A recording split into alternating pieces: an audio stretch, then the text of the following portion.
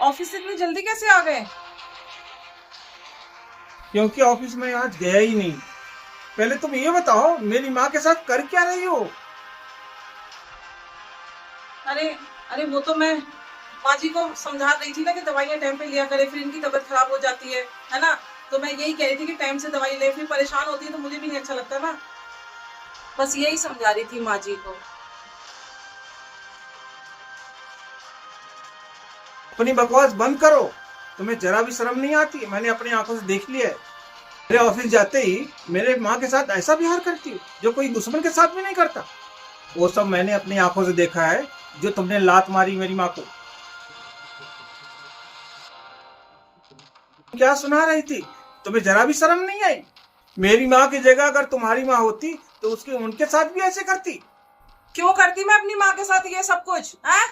एक बात बताओ, जब तुमने सब कुछ सुन लिया है, देख लिया है, तो इतना ड्रामा क्यों कर रहे हो तुम? हाँ, मैंने तुम्हारी माँ के साथ ये सब कुछ किया है क्योंकि मैं इस घर की बहू रानी बन के आई थी, नौकरानी नहीं। ये बात समझ में है?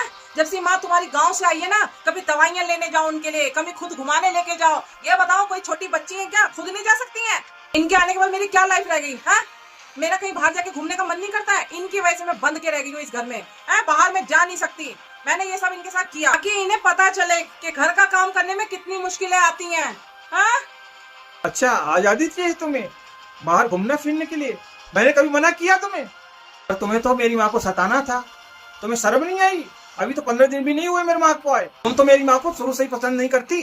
घर में कितना काम होता है, 2 वक्त की रोटी मेरी माँ को बना के नहीं खिला सकती, घर की साफ सफाई नहीं कर सकती, इसमें छोटी हो जाओगी तुम। मुझे तुमसे ये उम्मीद नहीं थी। मुझे लगा मेरे ऑफिस जाने के बाद मेरी माँ की सेवा करोगी। तुम मेरी माँ के साथ ये सब कर रही हो और मैं बर्दाश्त नहीं कर सकता। मेरी माँ ने अच्छे संस्कार दिए हैं, इसलिए तुम्हारे पर अभी तक हाथ नहीं उठाया, वरना मैं तुम्हारा वो हाल करता, तुम याद करती जिंदगी भर। इससे पहले मैं अपना आपा खो दूं। तुम सामान पैक करो, अब निकलो यहाँ से।